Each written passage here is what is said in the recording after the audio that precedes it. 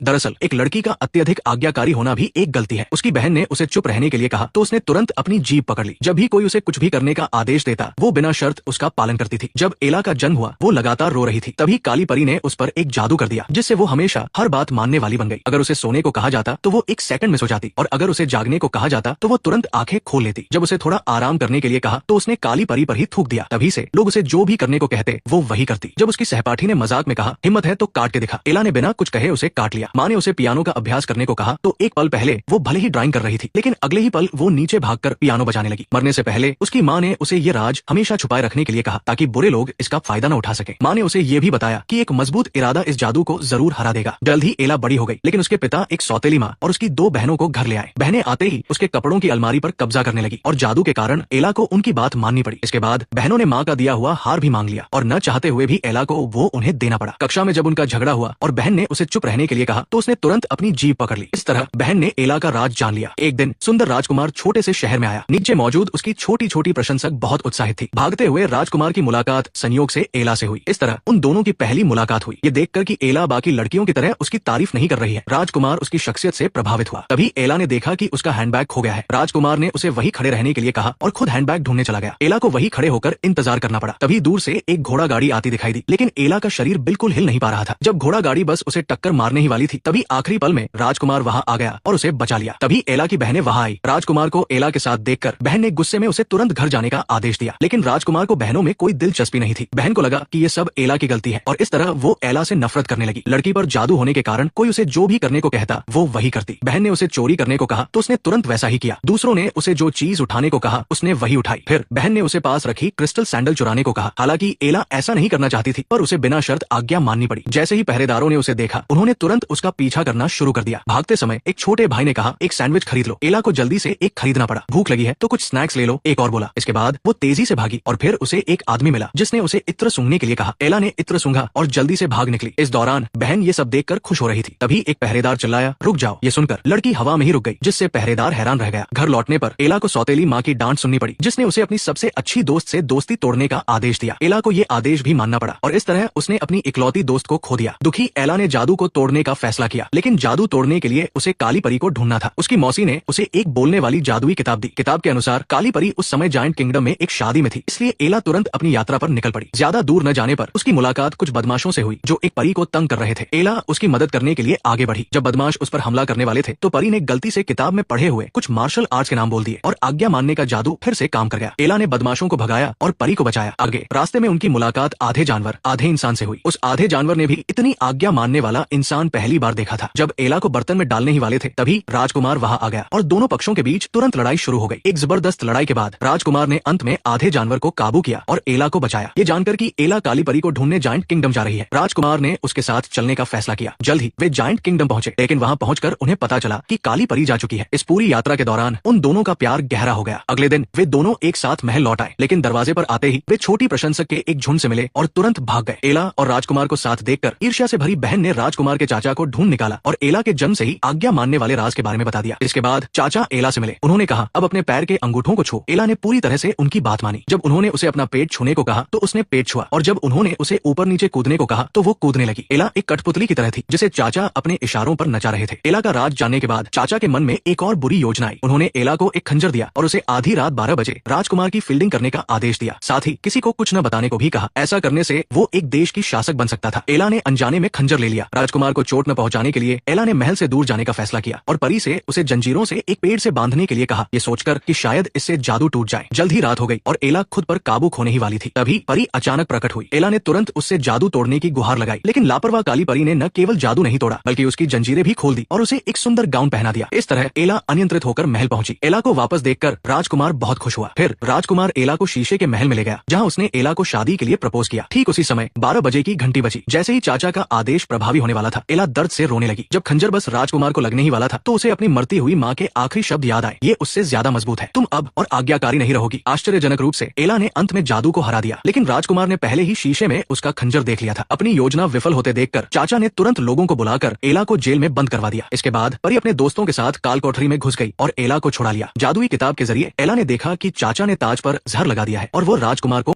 है। वे तुरंत राजकुमार को बचाने भागे। जब राजकुमार बस ताज पहनने ही वाला था, तभी एला समय पर वहां पहुंची। एला ने राजकुमार को सारी सच्चाई बताई और ये भी बताया कि उसके पिता को भी चाचा था। तभी चाचा का असली रूप सामने आया। उसने कहा कि केवल वही उस ताज के लायक है। ये कहकर उसने ताज अपने सिर पर रख लिया, लेकिन वो ताज तो उसने खुद ही जहर वाला बनाया था। अंत में राजकुमार और एला हमेशा के लिए एक हो गए और खुशी खुशी रहने लगे। शायद नियति आपके साथ अन्याय करे और जीवन कठिनाइयों से भरा हो, लेकिन अगर आपका इरादा मजबूत है तो वही हर चीज को ठीक करने की दवा है।